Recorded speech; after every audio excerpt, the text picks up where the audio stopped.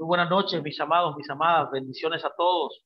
El Eterno les bendiga y les guarde a todos ustedes y que haga resplandecer sus rostros sobre todos ustedes. Para mí es un gran honor, un gran placer poder estar nuevamente aquí como cada lunes estudiando las Escrituras. Una serie que hemos comenzado ya hace un mes, donde estamos trabajando y estudiando el libro de Génesis. Estamos proponiendo algunos principios básicos en la cual Génesis yo creo que nos fue comunicada.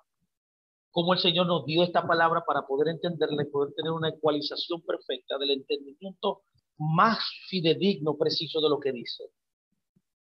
Yo sé que muchas veces esto contradice mucho lo que hemos aprendido por mucho tiempo, pero esto toma un tiempo en asimilarlo. Y le invito, por favor, a que no deseche esta información isofacto, sino que pueda tomar estas palabras e iniciar un proceso de aprendizaje mayor, de profundizar mayor en estos temas.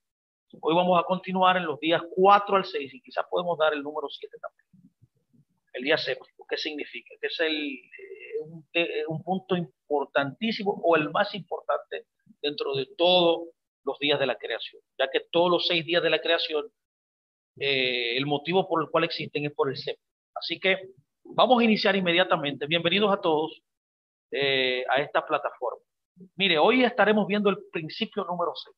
Y es lo siguiente, el principio número 6 dentro del estudio de Génesis que podemos notar es que los días del 4 al 6 en Génesis 1 instala funcionarios. Vimos en el principio anterior, en el 5, que los días del 1 al 3 se establecen funciones. Ahora es contrario en los días del 4 al 6, donde se establece funcionarios.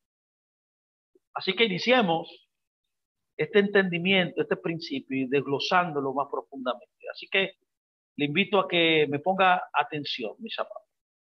Mire, en el recuento de los días del 4 al 6 vemos aquí un cambio en el enfoque. Aquí Dios cambia el enfoque.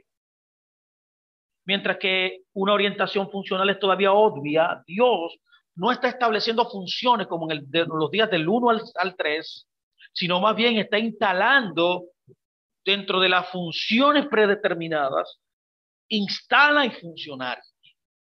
En algunos casos los funcionarios se estarán involucrando en el desempeño de las funciones, especialmente el papel que juegan los cuerpos celestes en el marcaje de los periodos de tiempo. Pero en la mayoría de los casos los funcionarios simplemente llevan a cabo sus propias funciones en las esferas delineadas en los 3 primeros días, que son el tiempo, el espacio cósmico y el espacio terrestre. Estas son las funciones de estos 3 primeros días. Así que le invito a que escuche detenidamente la otra enseñanza para que pueda entender más a cabalidad lo que estamos tratando de decir. Aquí hay un cambio, un contraste hermoso. Primero Dios crea el espacio, Dios crea las funciones dentro del sistema ordenado que Él crea, pero luego entonces los próximos días del 4 al 6, como hemos visto, instala en esos oficios a los funcionarios que van a ejecutar esa función. Los días 4 al 6 son literalmente paralelos entonces. Aquí está lo que hablamos en una sesión anterior de cómo el libro de Génesis 1 está fraguado, que es en una forma poética, que se llama paralelismo, literalmente un quiasmo, donde se repiten los conceptos. Es por eso que usted puede ver que hay un paralelo en los días de la creación. Hay un paralelo con los 3 primeros días, de estos días del 4 al 6, como se ha reconocido desde hace mucho tiempo, dando prioridad al paralelo y luego a la estructura literaria. Es por eso que usted puede ver que el día 1 es compatible con el día 4. En los dos habla de luz. Y así sucesivamente en los próximos días. Así que comencemos a ver estos días. El día 4, el día 5 y el día 6. Si podemos tomar el día 7 también. Así que el día 4, en el informe de este día, en el recuento de este día, la orientación funcional, ya que Génesis 1 está hablando de una orientación funcional, como hemos dicho, no una orientación material, puede verse claramente. El texto no ofrece ninguna indicación de la naturaleza material de los cuerpos celestes. Y todo lo que dice de su ubicación material es que solamente están en el firmamento, en la extensión. Esto es, por supuesto, problemático si se trata de entender el texto científicamente. Es ahí donde hay un conflicto. Y yo sé que hay conflictos en este entendimiento porque es la manera como nosotros fuimos formados y como vemos el mundo también. En el lado funcional de la ecuación, encontramos que ellos separan el día y la noche. Por lo tanto, el vínculo con el día 1 es muy importante aquí ver, que proporciona luz y que sirve para señales, estaciones, días y años. ¿Usted ve el paralelo ahí? Finalmente se nos dice que su función es gobernar el día y la noche. Lo más cerca que está el texto de la personificación. Una vez más, señalamos que no se trata de funciones científicas, sino de funciones orientadas al ser humano. Ese es el foco de Génesis. En este respecto, cabe señalar que la descripción cuádruple de las funciones que habla en este día de señales, estaciones, días y años, solo es pertinente para los seres humanos.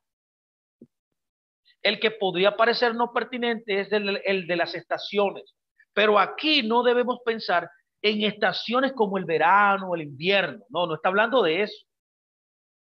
¿A usted puede ver la diferencia entonces entre la mentalidad científica y la mentalidad funcional? Aquí está hablando de algo espiritual, no de algo material, no de algo científico, no de algo de la naturaleza. La palabra hebrea, cuando se usa en otros lugares, designa las celebraciones de los festivales que se asocian con la temporada de siembra, la temporada de cosecha y así sucesivamente. Es por eso que podemos concluir, y si usted puede notar, que todavía Adán no estaba en la tierra. Hay mucha gente que dice, bueno, no, nosotros somos cristianos y no debemos celebrar la fiesta del Señor. Pero cuando usted nota lo que está diciendo Dios aquí en el principio, que es el diseño original de la creación, usted puede ver que antes de que Adán existiera, Dios establece la función de esas luminarias para que cuando Adán llegara, Adán pudiera observar esas temporadas que estos funcionarios que Dios estableció están ejerciendo para que Adán pudiera llevar y poder conectarse a este designio, a este decreto divino. ¿Lo puede notar?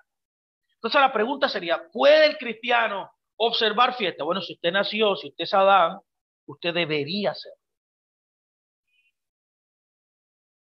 ¿Me doy a entender? Es obvio ya llegar a esta conclusión de que ya Dios, antes de que Adán llegara, ya las estaciones estaban ahí. Las Muedín, la fiesta del Señor. Por tanto, los días 4 al 6 continúan siendo impulsados por la palabra hablada. Esta palabra hablada se puede entender fácilmente en relación con el establecimiento de funciones. Es como cuando alguien es juramentado, por ejemplo, en algún lugar. En el antiguo cercano oriente, el cosmos está organizado por los decretos de la deidad. Bueno, inclusive dentro de la enseñanza cristiana, los que han estudiado más académicamente, una de las clases de la teología cristiana son los decretos de Dios. Y cabe mucho aquí, cabe señalar entonces que está muy conectado a la mentalidad del antiguo cercano oriente. Y están conectados, reflejados en el antiguo cercano oriente a la importancia de las tablas del destino. Génesis 1 también enfatiza los decretos hablados del Creador. Y estos decretos inician las funciones y dan a los funcionarios sus roles dentro del cosmos. Tales decretos hablados son también actos de creación. En la antigua Mesopotamia, por ejemplo, el establecimiento de atributos de control, el mes sumerio por decreto y los aspectos funcionales de los astros se combinan en textos tales como el Gran Tratado Astrológico. Así que mire qué dice el Tratado Astrológico para que usted pueda ver la comparación con Génesis 1. Dice, cuando An, Enlil y Enkin, los grandes dioses, en su consejo infalible, entre las grandes leyes Me del cielo y la tierra, entonces Me es la función, habían establecido el creciente de la luna, que dio a la luz el día, estableció los meses y proporcionó los presagios sacados del cielo y la tierra, y esta creciente de la luna brilló en el cielo, vio, y se veían las estrellas brillando en el cielo más alto. Esto dice el tratado, el gran tratado astrológico de Sumeria. Es por eso que en el cuarto día deberíamos detenernos aquí un momento para comentar sobre otro verbo asociado con la actividad creativa, que es el verbo asá. Esto es un caso de estudio importante, hay que detenerse y ver.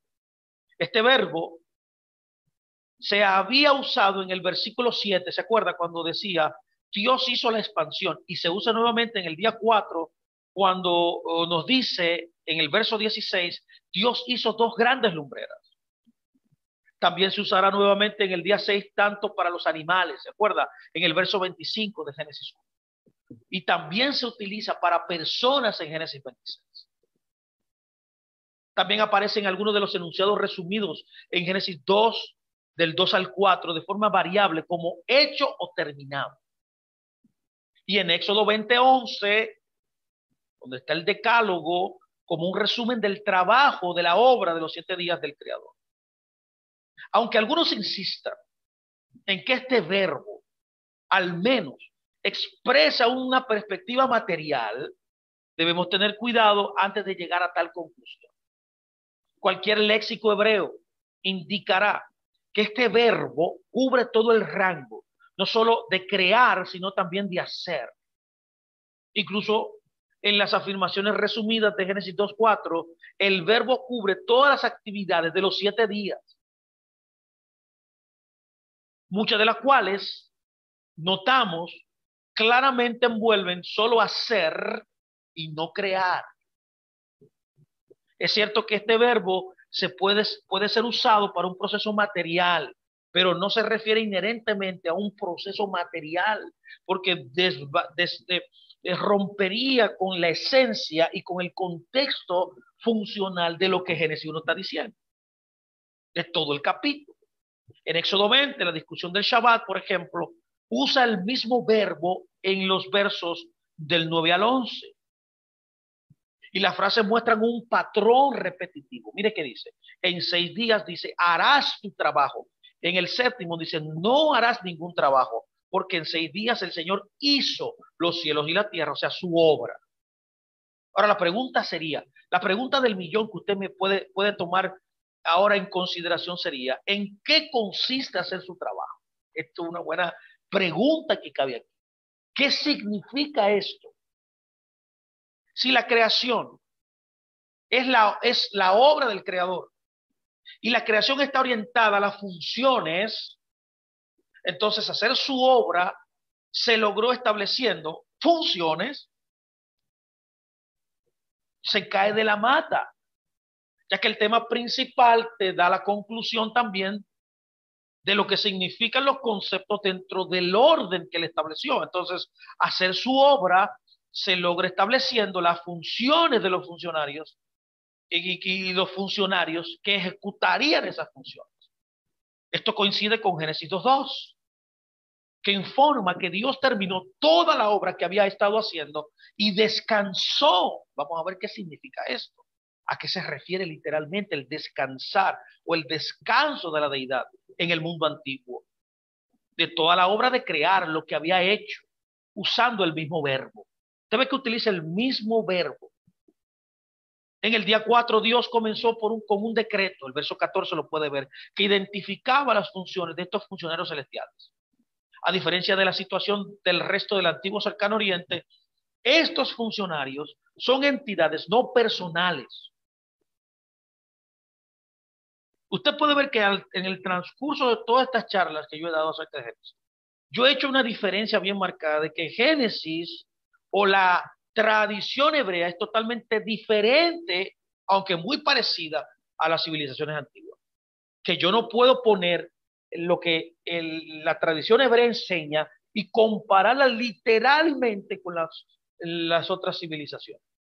Hay diferencias. Esto es una de ellas. Estos funcionarios son entidades no personales, mientras que en el antiguo Cercano Oriente sí. El texto al menos tácitamente hace referencia a este punto al referirse a ellos como lumbreras, o sea, o astros, en lugar de por sus propios nombres, que coincidan con los nombres de las deidades del resto del antiguo Cercano Oriente. En el antiguo Cercano Oriente los personifican, tienen nombres, son los nombres de las deidades. Luego, es por eso que mucha gente confunde que cuando se habla del sol, de la luna, que son funcionarios representativos de Dios, al hombre, para que el hombre pueda en la tierra cumplir su llamado, es diferente en las civilizaciones antiguas, que ellos entonces denotaban que las estrellas eran dioses, y ellos adoraban las estrellas y adoraban al sol. Ahí está la diferencia. Inclusive mucha gente se ha perdido, muchos detractores de la Biblia, por no entender estas cosas, han llamado y han puesto la Biblia en el mismo rango que las otras literaturas antiguas. Luego hizo, por ejemplo, el trabajo para que gobernaran como estaba previsto. Vio, primero establece un decreto donde da las funciones a los funcionarios y finalmente luego hace el trabajo para el que gobernaran como estaba previsto. Y finalmente el Eterno los designó para sus puestos, lo inauguró en sus puestos. Son funcionarios. La conclusión es la familiar. Él le llama, fue bueno. Que, como discutimos en el último principio, ¿se acuerdan? Por eso le invito a escuchar esa charla para que pueda ver todo lo que estamos diciendo más acabadamente. Indica que todos están preparados para funcionar para los seres humanos que pronto serán instalados en su lugar. Mire el día 5 ahora. Observe, el día 5 es también tremendamente importante ver que también está hablando de un funcionario que va a ser colocado en su función. Pero, a diferencia del cuarto día, en el que los funcionarios ayudaban a cumplir las funciones asociadas a la esfera en la que habitaban, el quinto día, los funcionarios simplemente realizan sus propias funciones en el espacio cósmico en el que habitan. El texto trata de lo que hacen, de lo que hacen, de lo que realizan, de la obra, que es pulular y volar, más que el papel que desempeñan. Pero en la bendición, Dios también les da una función. Le dice, sean fructíferos y multiplíquense. O sea, ser fructífero y multiplicarse. Dios los crea capaces de hacerlo, de dar la habilidad. Y su función es llenar sus respectivos reinos, es llenarlo. Entonces, que la función de ellos es llenar los espacios con los cuales ellos fueron colocados. De interés particular es la atención específica prestada a las grandes criaturas del mar, en el verso 21. Aquí hay que hacer un paréntesis. Aquí el autor regresa al verbo que no ha usado desde el primer versículo, es vará, y que solo será usado brevemente en el capítulo, en el verso 27. Este uso aumenta el significado de estas criaturas. En el mundo antiguo, para que usted entienda, los mares cósmicos estaban poblados de criaturas que operaban contra el sistema ordenado. Escuchen muy bien. Ya fuera antítesis o enemigo, eran vistos como amenaza al orden, ya que habitaban la región que estaba fuera del sistema ordenado. Y esta es la razón por la que el autor de Génesis lo señalaría para hacer comentarios, puesto que no hay guerra cósmica o conquista en el Génesis, como a veces es parte de la antigua imagen del antiguo cercano oriente. Este concepto, como hablé en unas clases anteriores, es el concepto de teomaquia o guerra de dioses. En Génesis no hay eso. El texto indica que estas criaturas son simplemente, escúcheme muy bien, por favor, parte del sistema, de ese sistema ordenado, el cosmos, no enemigos que debían ser derrotados y controlados. ¿Le viene a la mente algún concepto que usa mucho en los sistemas religiosos? El cristianismo, por ejemplo, que utiliza el concepto del Satán. Ellos le quieren dar al Satán y le quieren dar a los supuestos demonios un poder absoluto para gobernar y para hacer lo que ellos quieran, cuando ellos quieran y como ellos quieran. Pero Génesis no está hablando de eso. En ningún lugar. No está diciendo el libro que eso es parte del cosmos, que eso es parte de la ecosistema, por así decirlo, de lo que Dios creó en el principio, dentro de su sistema. En Génesis, estas criaturas están constantemente bajo el control de Dios. Y esa es la manera como debería verse, enfocarse esos sheidim, como se conoce en hebreo, los demonios, esos espíritus inmundos, como le llaman también, y el Satanás. Son parte y están bajo el control del Creador. De manera que podemos entender que todo está gerenciado y colocado por el Creador dentro del cosmos, incluyendo esas entidades, que son una tipología de lo que aparece en Génesis en el día 5. Los animales terrestres, los monstruos marinos, las aves. Los animales que se arrastran, los grandes monstruos marinos. Son la representación de esos elementos no muy agradables, por así decirlo, en algunos círculos, pero que dentro del entendimiento de lo que Génesis nos está diciendo, contrario a lo que piensa el antiguo cercano oriente, son parte del sistema. Mira el día 6 ahora. El día 6, al igual que con las criaturas que habitan en el espacio cósmico del día 5, perdón, los animales que habitan en el espacio terrestre en el día 6 no son funcionarios que realizan las funciones en ese espacio.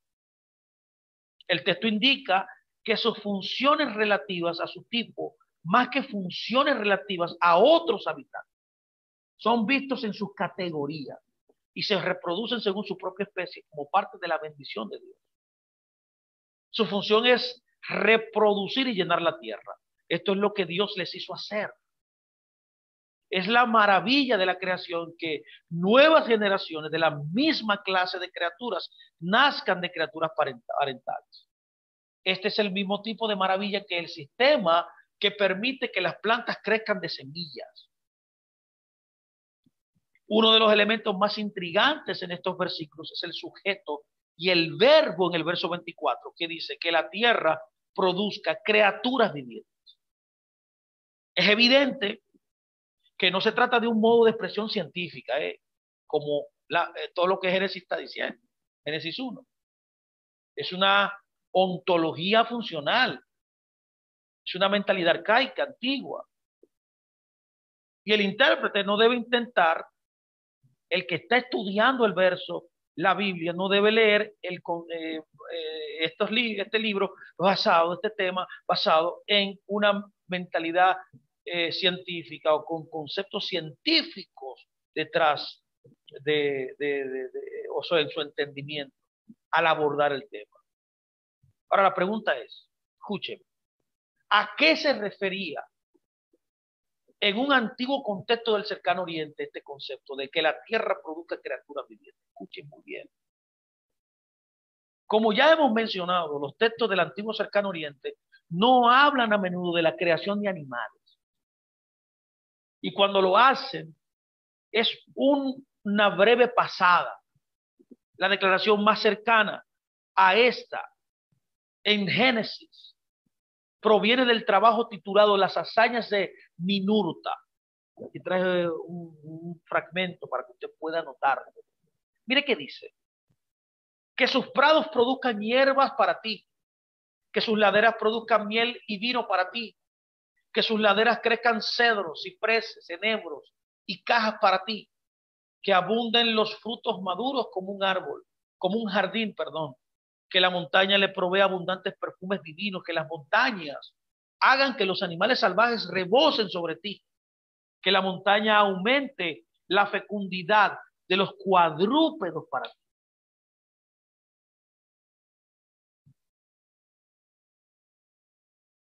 El papel de la tierra y de las montañas en la producción de animales no nos da la información material, no nos da información material como si se tratara de una regeneración espontánea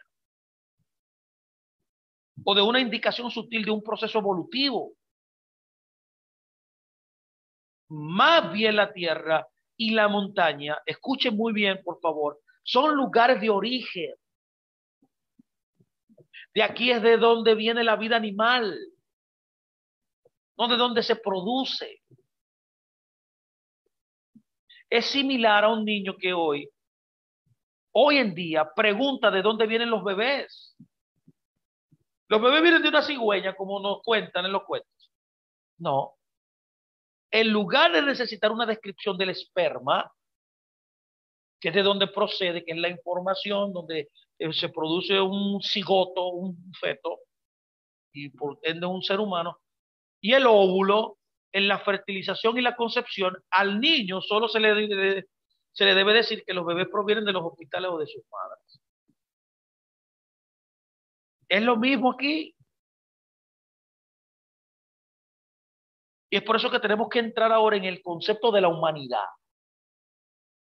La diferencia cuando llegamos a la creación de personas es que incluso cuando funcionan para poblar el mundo, como los peces, los pájaros y los animales, también tienen una función relativa al resto de las criaturas de Dios y es someter y gobernar. Para eso fue que nosotros fuimos llamados a funcionar.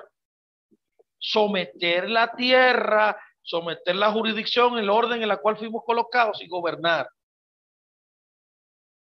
No solo eso, sino que tienen una función relativa a Dios, tal como criaturas a su propia imagen.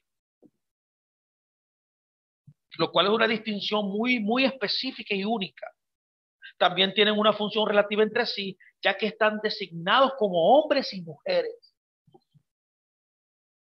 Todos ellos muestran la orientación funcional sin referencia alguna al material, como es la constante, el algoritmo aquí en Génesis 1. Podría decirse que el aspecto material se recoge en Génesis 2. Y lo discutiremos en una sesión separada más adelante en este principio, pero deme un minuto más para llegar ahí. Entre todos los elementos funcionales mencionados en Génesis del 1, 26 al 30, la imagen de Dios es la más importante y es el centro neurálgico de esta sesión, del día 6. Todo el resto de la creación funciona en relación con la humanidad, todo. Y la humanidad sirve al resto de la creación como el vicerregente de Dios. Entre las muchas cosas que la imagen de Dios puede significar, implicar, bueno, en otras charlas hemos dado alguna implicación bastante abundante de este tema. Cuando hablamos del propósito, entendiendo el propósito, le invito a que vaya a nuestro canal y vea esta enseñanza. Y hablamos ahí detenidamente de lo que es la imagen y de la semejanza también. Notemos algo aquí importante, lo más importante de este concepto aquí, que es lo que nos atañe. Entre las muchas cosas que la imagen de Dios puede significar e implicar, una de ellas, y probablemente la más importante, es que a las personas se le delega un papel, o sea, se le da una función como Dios en el mundo donde Él los colocó, donde Él los ubicó.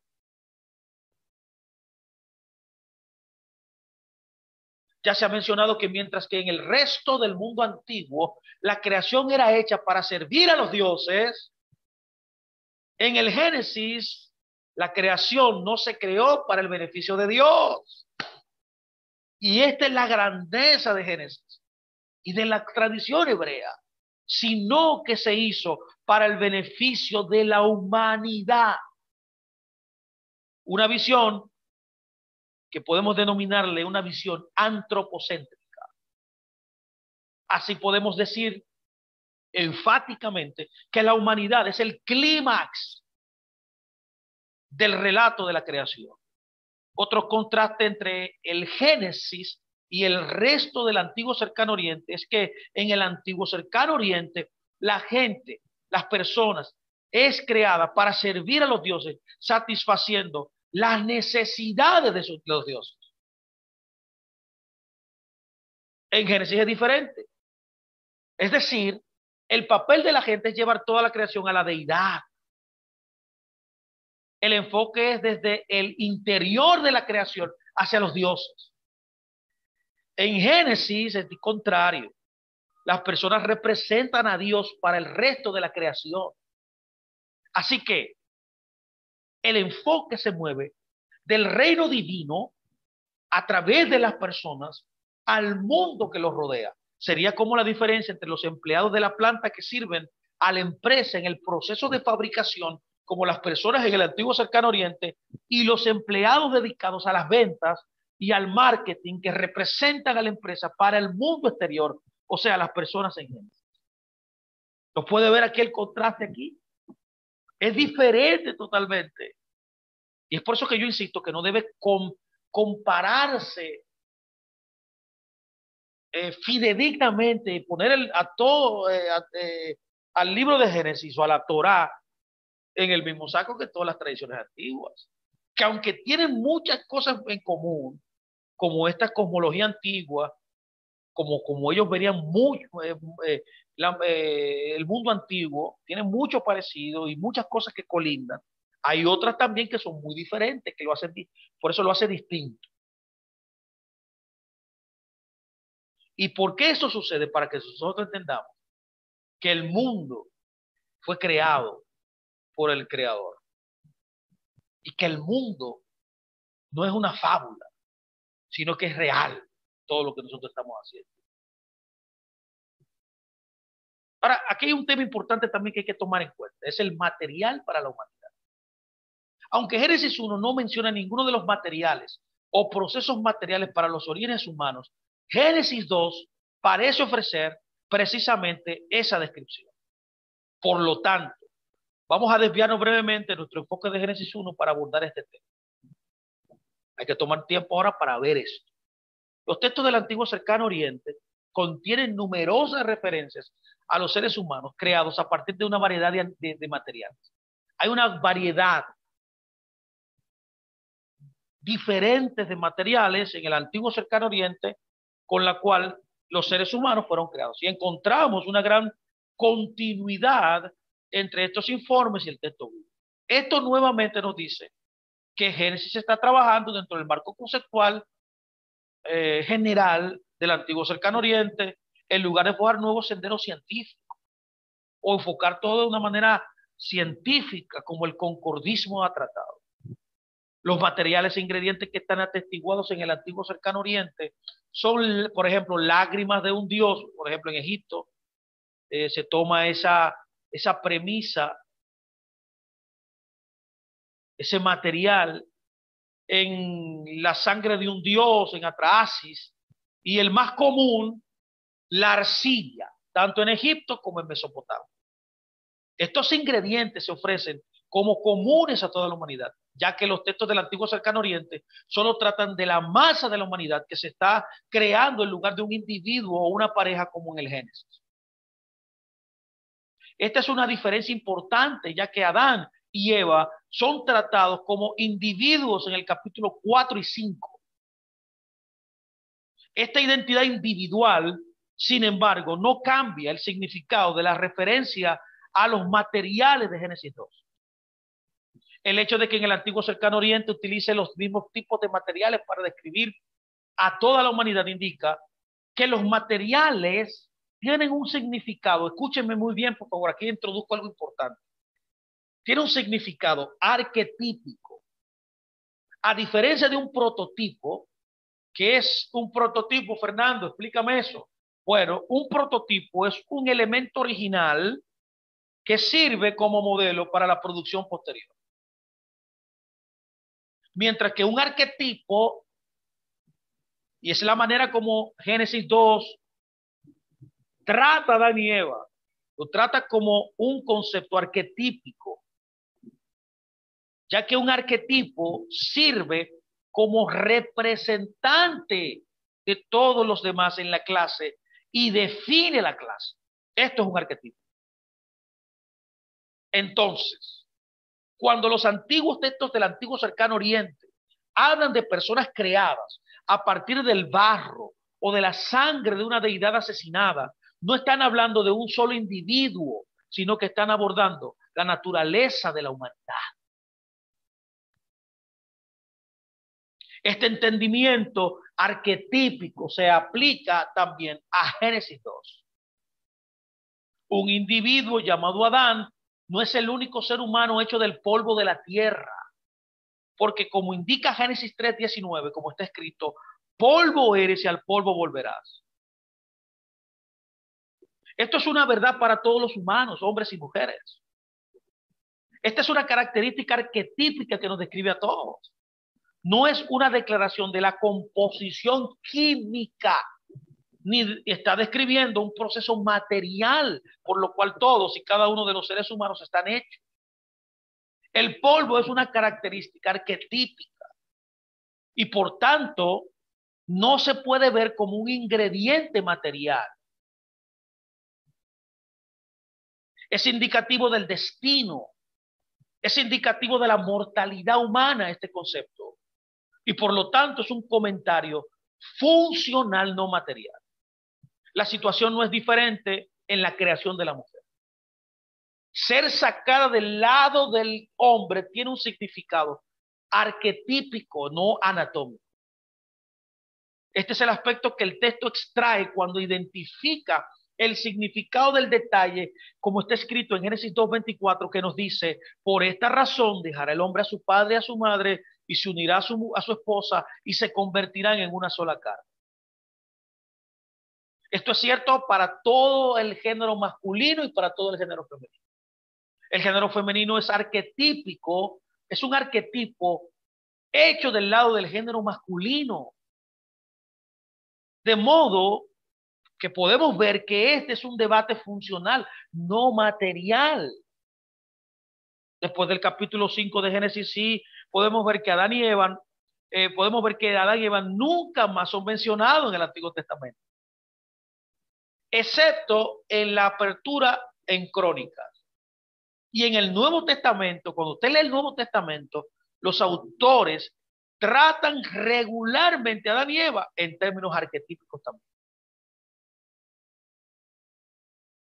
Dadas esas observaciones, podremos concluir que Génesis no tiene el mismo nivel de interés de los orígenes materiales de los primeros humanos que tenemos nosotros. Centra su atención en los orígenes arquetípicos de la humanidad, del género masculino y del género femenino. Este interés es parte de los orígenes funcionales, haciendo una conexión total al contexto del primer capítulo completo. La humanidad está conectada a la tierra de la cual somos sacados, señores. Eso es lo que está tratando de comunicar.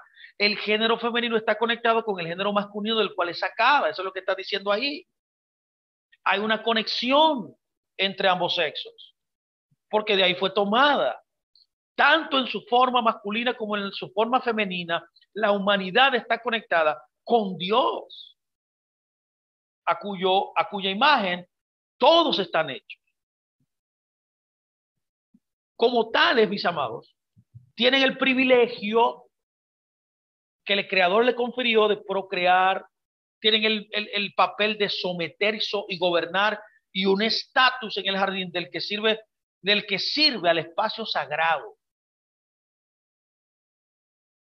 Todo esto, incluso el último, fue diseñado para ser verdadero para todos los seres humanos, o sea, servir en el espacio sagrado. Por tanto, ni los materiales ni los roles son descriptivos solo de los primeros individuos. Este recuento de la creación le da a las personas su identidad y específico su conectividad con todo lo que les rodea.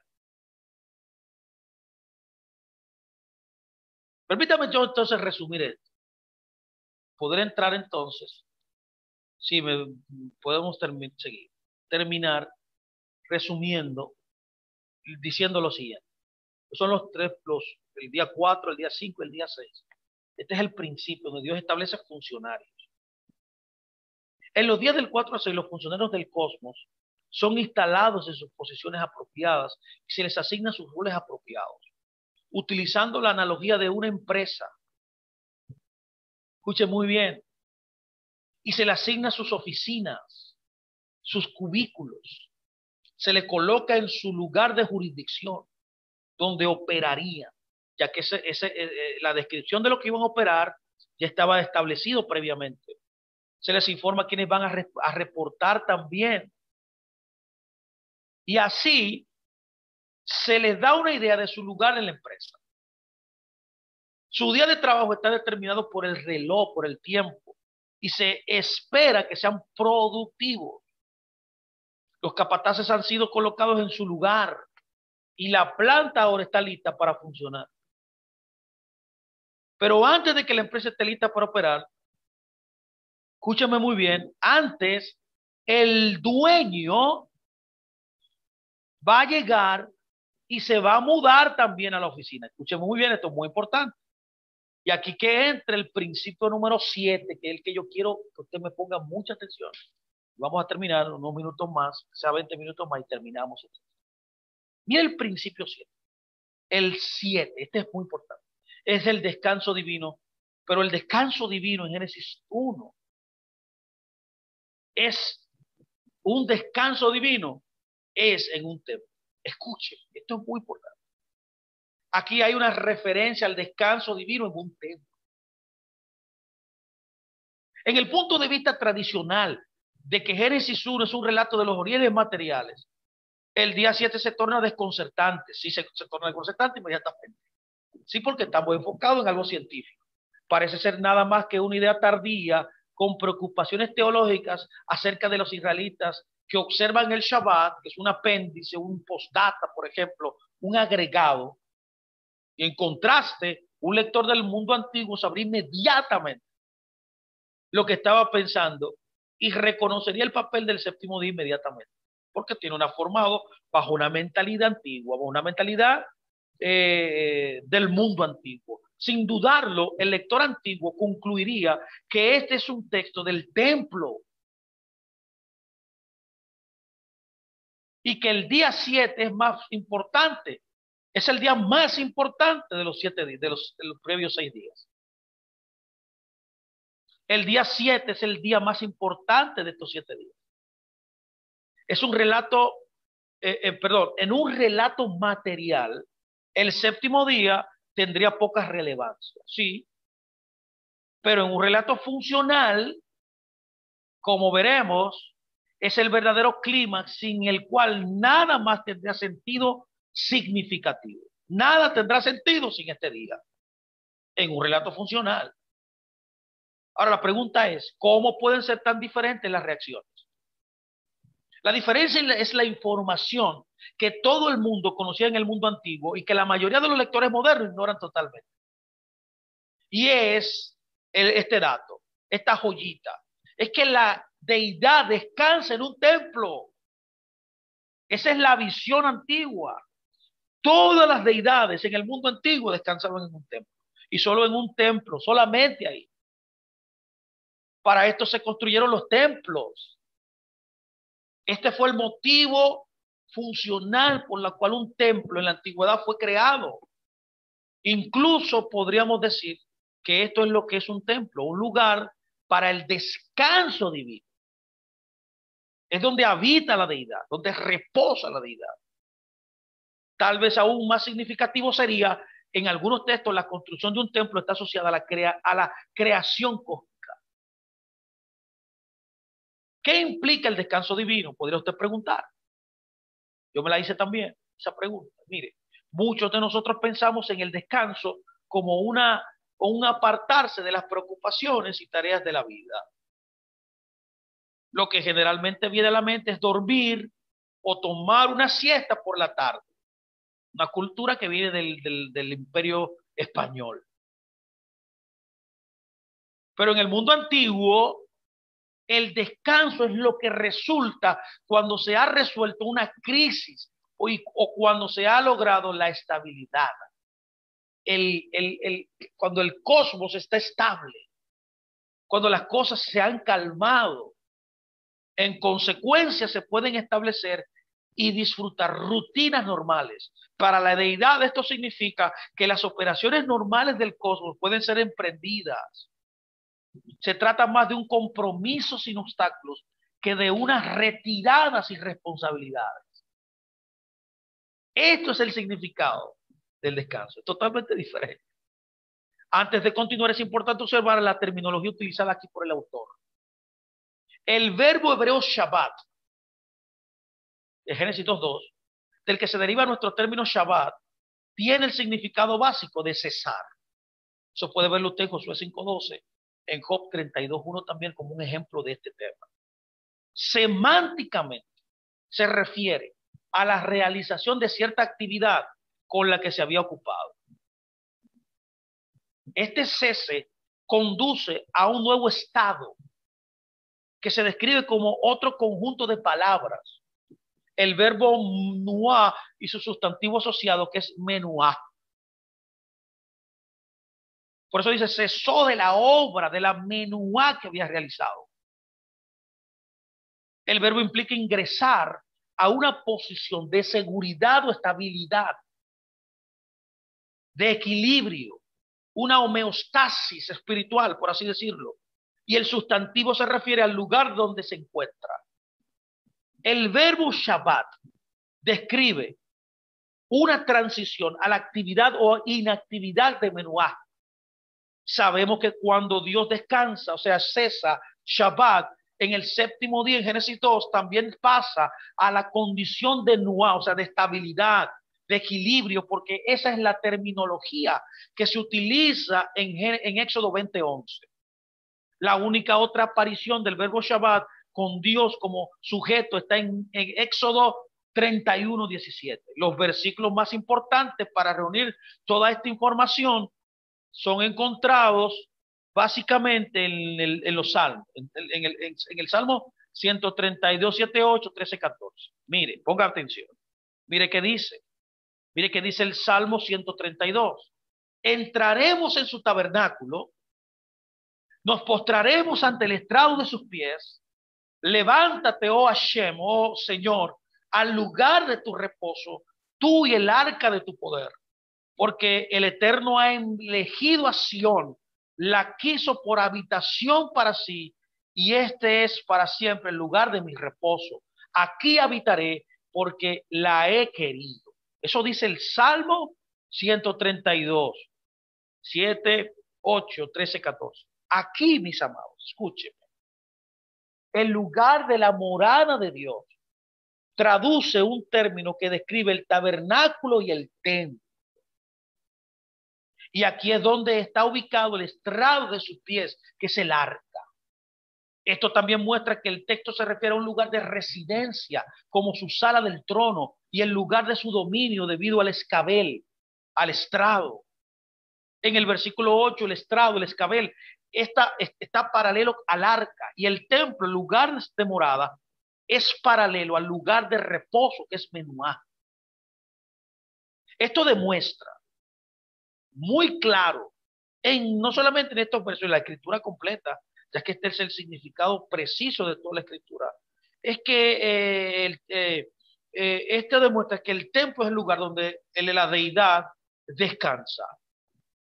En el verso 13, el texto nuevamente se refiere a su morada, que es Sión, que es una referencia al templo en este contexto.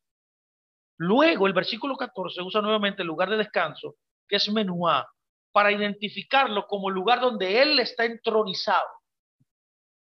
Por lo tanto, escuchen, el Salmo reúne las ideas del descanso divino, el templo y la entronación del rey.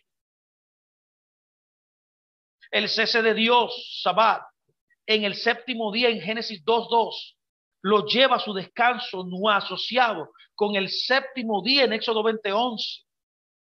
Su descanso está ubicado en su lugar de descanso, que es Menuá, en el Salmo 132, que también lo identifica como el templo del que gobierna, la sede donde él gobierna, como el lugar de residencia, como el palacio presidencial.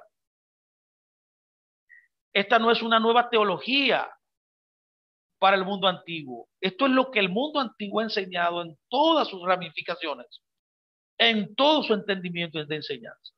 Es lo que todos los pueblos entendieron sobre sus dioses y sobre sus templos. En el Antiguo Testamento, la idea de que el descanso involucra el compromiso en las actividades normales que pueden llevarse a cabo cuando se ha logrado la estabilidad. Se puede ver en los pasajes donde Dios habla de darle a Israel descanso en la tierra. Por ejemplo, mire que dice Deuteronomio 12:10 y se puede comparar también con Josué 21:44 y 23:1. Mire que dice la escritura: pero cruzarás el Jordán y te establecerás en la tierra que el Señor tu Dios te da como herencia. Y Él te dará, dice, descanso de todos tus enemigos. ¿Puedes notarlo? Todos sus enemigos que están a tu alrededor para que vivas seguro. ¿Se acuerda usted cuando habla de David que dice que él descansaba en medio de sus enemigos? O sea, Dios había traído descanso, estabilidad en medio de sus enemigos. Ese es el concepto de descanso. Aquí, aunque la seguridad y la estabilidad pueden permitirle a uno relajarse, lo más importante es que permite a la vida reanudar sus rutinas normales. Como iba en gran ocasión un gran predicador enseñando acerca de este tema. Él le llamaba al Shabbat el antídoto para el agotamiento. Era como la medicina para derrotar el agotamiento, tomar nuevas fuerzas, respirar, tener nuevos bríos y de nuevo comenzar la faena. Eso es lo que estamos viendo aquí. Cuando los enemigos de Israel ya no son una amenaza, por ejemplo, pueden dedicarse a sus vidas. Pueden plantar, pueden cosechar, pueden comprar, pueden vender, pueden criar a su familia y servir a Dios. O sea, lograr la función que se le llamó. De la misma manera, se construye un templo en el mundo antiguo para que la deidad pueda tener un centro para su dominio.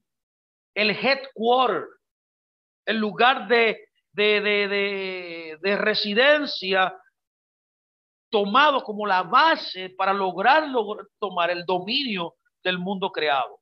El templo, por otras palabras, es la residencia, el palacio de los dioses. Al igual que la Casa Blanca, por ejemplo, estadounidense, es el centro de la autoridad y el control. Es donde tiene lugar el trabajo de dirigir al país. Cuando un presidente, por ejemplo, recién elegido, busca su residencia, que es la sede, la Casa Blanca, no es simplemente para poder quitarse los zapatos y proponerse en el dormitorio de Lincoln dormir ahí, quedarse tranquilo. No, es donde el trabajo de dirigir el país toma lugar. Por lo tanto, en términos antiguos, el presidente toma su descanso en la Casa Blanca. Esto está lejos de la relajación, la agitación y la incertidumbre de las elecciones han terminado y ahora él puede establecerse en el negocio importante a mano. El papel del templo en el antiguo cercano oriente no es principalmente un lugar para que las personas se reúnan en la adoración como las congregaciones e iglesias modernas. Es un lugar para la deidad. El tema central ahí es la deidad. Y eso es un espacio sagrado, un espacio apartado para la deidad. Es su hogar, es su casa. Pero lo más importante es su cuartel general, la sala de control, la sala de gobierno.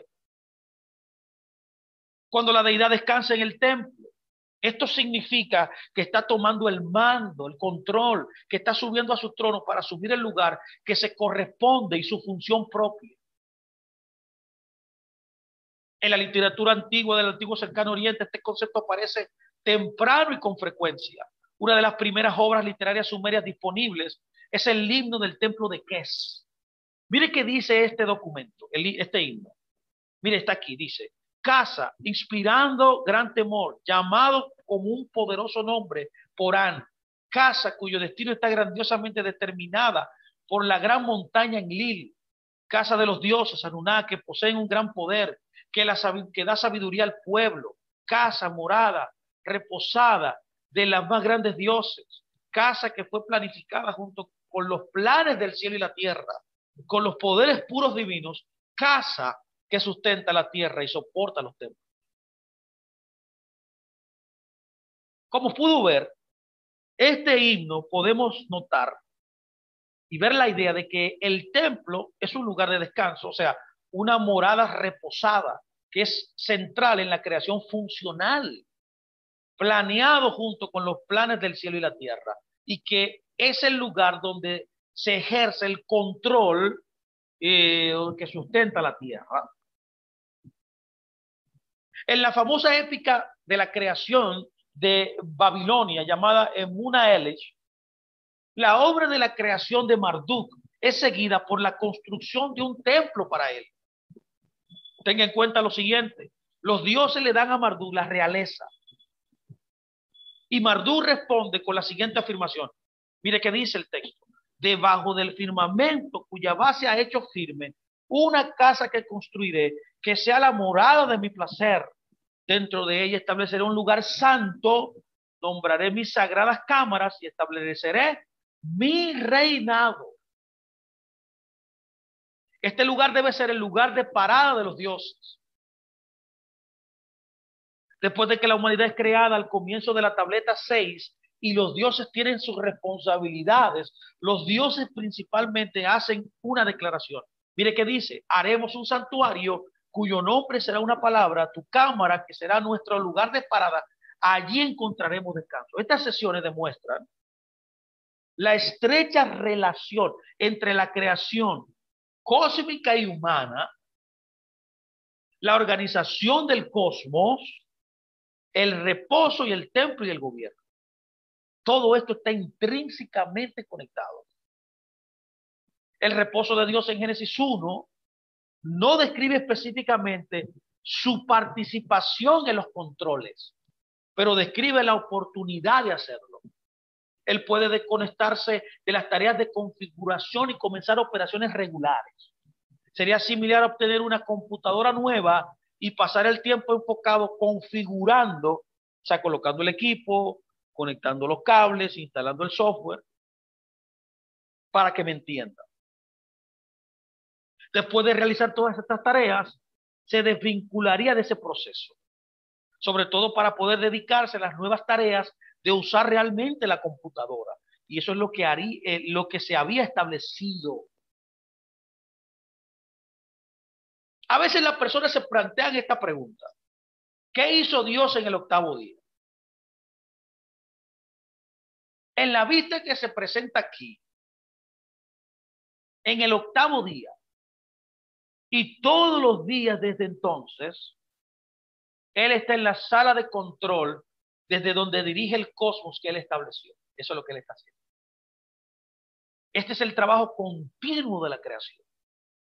Cuando pensamos en Génesis 1 como un relato de orígenes materiales, la creación se convirtió en una acción en el pasado que ya terminó y concluyó. Dios hizo objetos y ahora el cosmos existe materialmente. Ve a Génesis 1 como un recuento de los orígenes funcionales ofrece más oportunidades para comprender que la obra creativa de Dios continúa. Ahora que se nos ha dado la clave interpretativa del mundo del cercano oriente, y también se ha verificado en otras partes de la Biblia que el descanso divino está en un templo, esto es muy importante. Mire, yo le digo, esta es la centralidad para entender toda la escritura. El templo es la clave. Es como el punto conector de toda la Biblia. Y podemos comenzar a descubrir entonces el significado de esta información con mayor comprensión en Génesis 1. La pregunta sería, ¿cuáles son las implicaciones de identificar a Génesis 1 como un texto del templo? La pregunta también sería, ¿a qué templo se refiere? ¿Y qué nos dice eso sobre Génesis 1 y sobre teología? Y estos son los temas que se abordarán en los siguientes principios. Así que yo voy a dejarlo hasta aquí para poder tener esta expectativa y continuar aquí donde nos quedamos. Aquí hay unas recomendaciones técnicas que le hago a ustedes para que puedan seguir estudiando este tema, este principio, estos principios que hemos dado. Algunos documentos que usted puede conseguir para poder seguir avanzando en el entendimiento de estos conceptos. Y usted pueda verificar, validar lo que le estamos diciendo. Mis amados, que el Eterno me los bendiga y que el Eterno los guarde y que haga resplandecer sus rostros sobre todo ustedes. Estoy muy agradecido por su presencia y esperamos tenerlo y continuar el próximo lunes en este ciclo de enseñanza de Génesis. Se está poniendo cada vez más interesante y estamos llegando a un entendimiento más preciso de lo que está diciendo. Amados, un abrazo, gracias y paz a todos ustedes. Shalom y shalom.